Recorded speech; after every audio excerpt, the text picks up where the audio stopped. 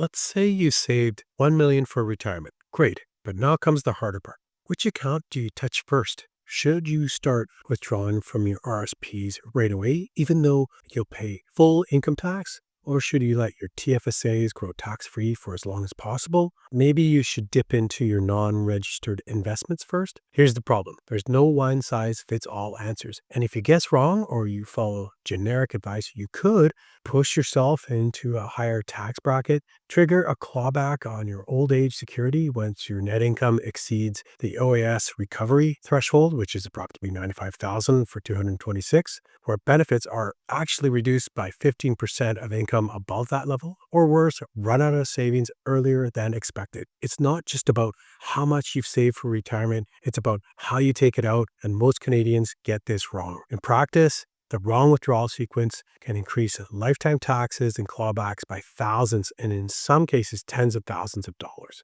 In today's video, I'll walk you through the right way to structure your withdrawals based on your tax bracket, account types, and income goals so you can keep more of your money for longer. Hey there, I'm David Drummond, founding partner at DLD Financial Group. I've been in the business since 1999 and am a certified financial planner. If you're preparing for retirement or already there, this channel is built for you. We break down complex financial topics in simple, actionable ways. So if you find this helpful, don't forget to like, comment, and subscribe. It really helps get this content out to more Canadians just like you. So today we're answering one of the most important and most overlooked questions in retirement. Where should you withdraw from first? Because how you take money out of your accounts matters just as much as how you put it in. Let's walk through the pros and cons of each withdrawal strategy, and by the end, you'll know how to structure your retirement income to minimize taxes, preserve benefits, and keep your plan sustainable for the long haul.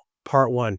Understanding your retirement income sources. Before we get into which account you should tap into first, let's take a step back and look at the retirement income puzzle as a whole. For most Canadians, retirement income doesn't just come from one place, it's a mix of several different sources, each with its own tax treatment rules and long-term implications. Understanding what's available to you and how each one works is the first step in creating a smart withdrawal strategy. Here are the 4 most common income sources for Canadian retirees. Number 1, government benefits. These include CPP, Old AS, and possibly GIS, Guaranteed Income Supplement, if you qualify.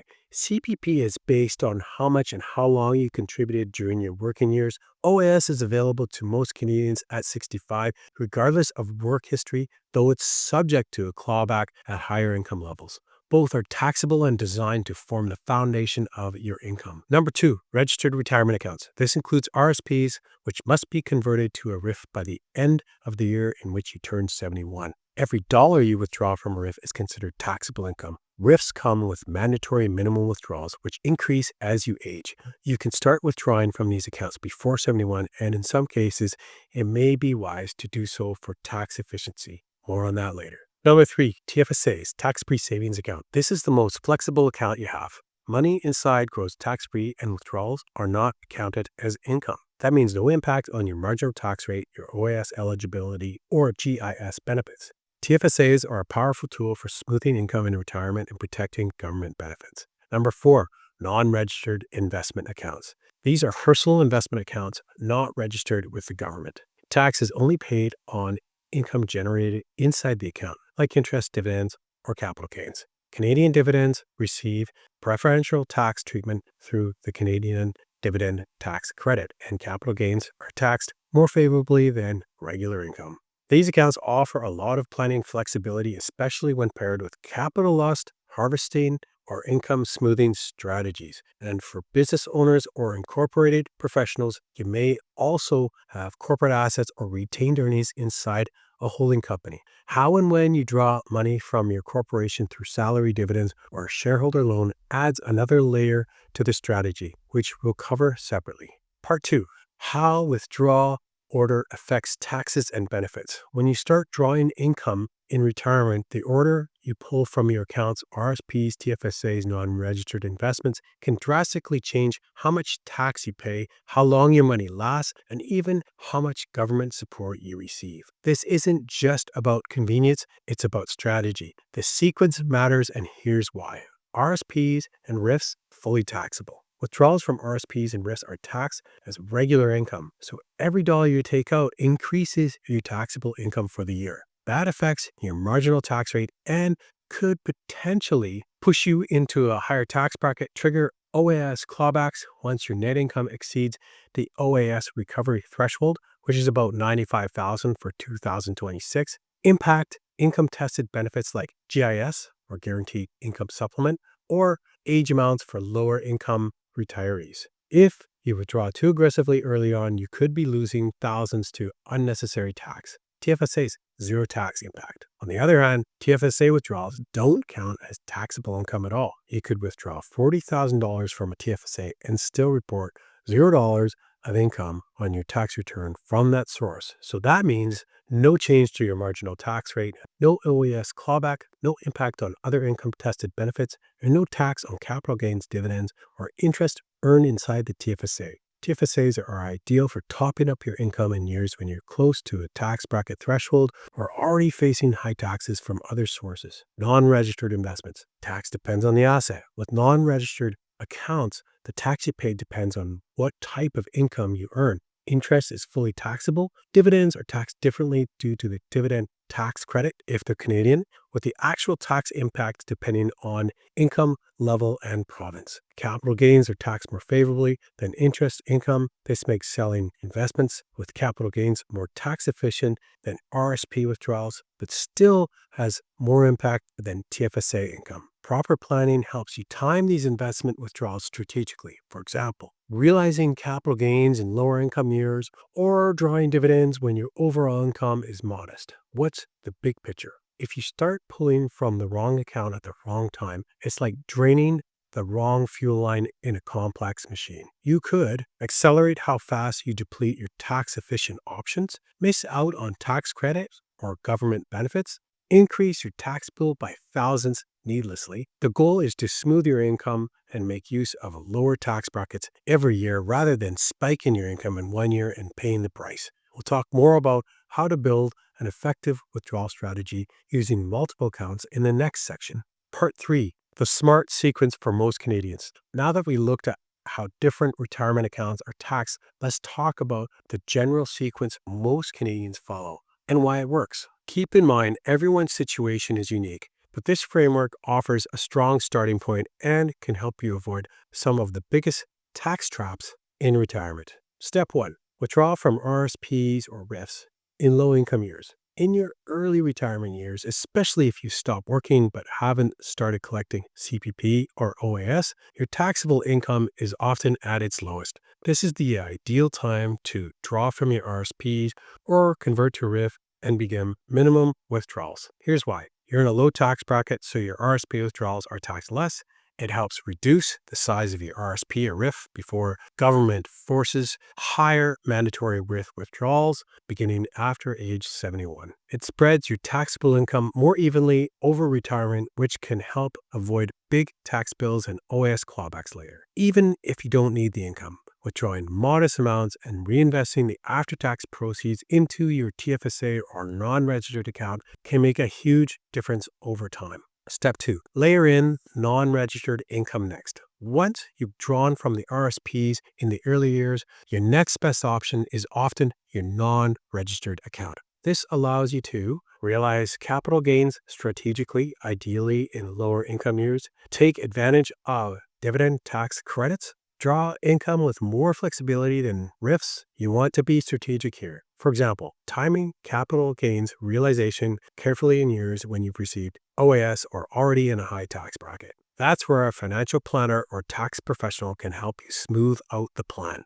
Step 3. Use TFSAs to top up or delay them entirely. The TFSA is the most flexible and tax-efficient retirement account you can have, and for that reason, many Canadians choose to use it last. Why? Because withdrawals don't affect your taxable income. They don't trigger OAS clawbacks or tax bracket jumps. You can draw from it in high tax years without penalty. It's a great emergency fund or source of tax-free legacy income later in life, but don't let it just sit there unused. Some retirees make the mistake of only withdrawing from RRIFs until the money's gone, then tapping the TFSA. A smarter move may be to use TFSAs to top up income without pushing you into a higher tax bracket. Fund larger, one-time expenses like a vehicle or a family gift, tax-free. Preserve the RRIF longer to avoid hitting minimum withdrawals when you're older. The TFSA is your ace in the hole, and timing matters. The big idea, it's all about coordination, not just account balances.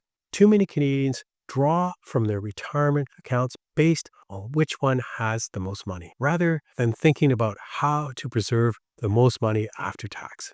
By drawing from RRSPs early when tax is low, using non-registered income strategically, and preserving your TFSA for tax-free flexibility, you give yourself the best shot at a long-lasting, tax-smart retirement. Coming up next, we'll cover how to customize this strategy based on your personal situation, including what to do if you have a pension, how this changes for business owners with a holding company, when to consider deferring CPP or OAS. Part 4. How to adjust based on your unique situation. Well, the RSP/non-registered TFSA sequence is a solid baseline. It's not the one-size-fits-all rule. Your personal income sources, tax bracket, and retirement goals will affect how you should withdraw funds. Let's break down a few common scenarios. Number 1, if you have a defined benefit pension. If you're receiving a defined benefit pension, that monthly income becomes a fixed part of your taxable income for life. And depending on the size,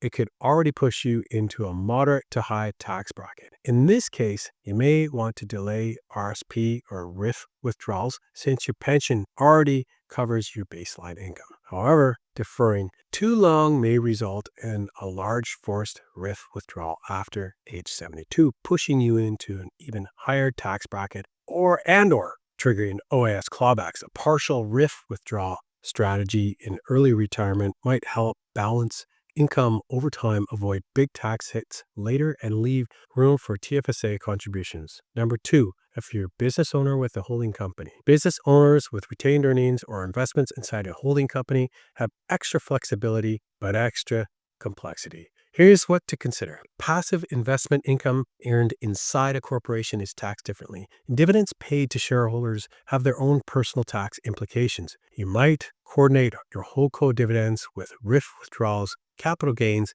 and TFSA usage to smooth income and avoid tax bracket jumps. Corporate class funds or life insurance strategies can greatly also help reduce taxable income over time. This is where a cash flow map from a financial advisor becomes essential to determine which source to tap first and when. Number 3, if you're planning to defer CPP or OAS. Many Canadians now defer CPP and OAS until age 70, increasing CPP benefits by up to 42% and OAS by up to 36%. During this time, RSP withdrawals may be taxed at lower rates, making it a great time to draw down that account before government benefits kick in. The extra income room may allow for strategic capital gains harvesting or income splitting with a spouse. You can use the after-tax proceeds to top up your TFSA, giving you more tax-free options down the road. When the government benefits do begin,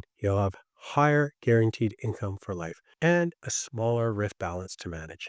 Number 4, if you're worried about estate planning. For those thinking about their legacy or the potential tax hit their estate might face, withdrawal timing becomes even more critical. You may want to draw more aggressively from RSPs earlier in retirement to reduce the final tax bill at death. Use those withdrawals to fund insurance solutions that pass on wealth tax-free. Convert some of your savings to joint non-registered accounts to simplify estate administration. Coordinating TFSAs, RSPs, and non-registered accounts with your estate goals ensure more of your wealth ends up with your loved ones, not with the government. Part 5, building your personal retirement income blueprint. At this point, you've seen how different accounts are taxed, how to think about sequence, and how to adjust based on your specific circumstances.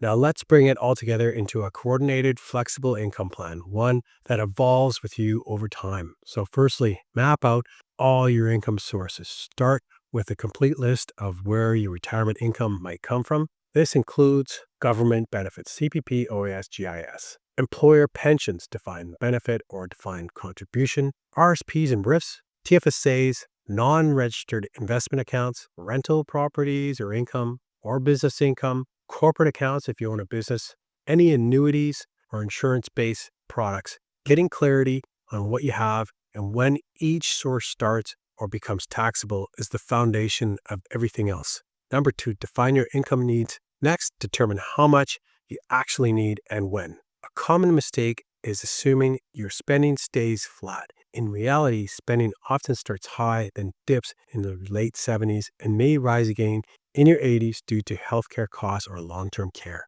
By identifying your go-go, slow-go, and no-go years, you can better match your income to your lifestyle. Ask yourself, where are my fixed monthly needs? What travel, gifting, or fun spending do I want to plan for? Do I want to prioritize leaving a financial legacy or primarily focus on maximizing my retirement lifestyle? This shapes how aggressively or conservatively you draw down from each account.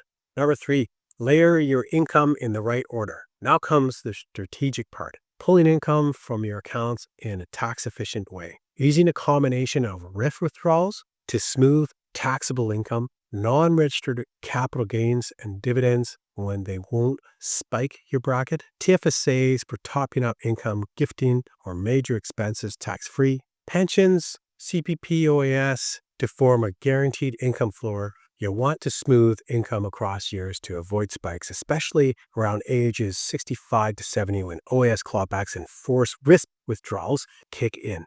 This is where tools like a retirement income projection or Monte Carlo simulation can help test your strategy under different conditions. Number 4, revisit your plan annually. Retirement isn't static at all, and your plan shouldn't be either. Each year, revisit your tax bracket, investment performance, spending needs, life changes such as downsizing, illness, windfalls.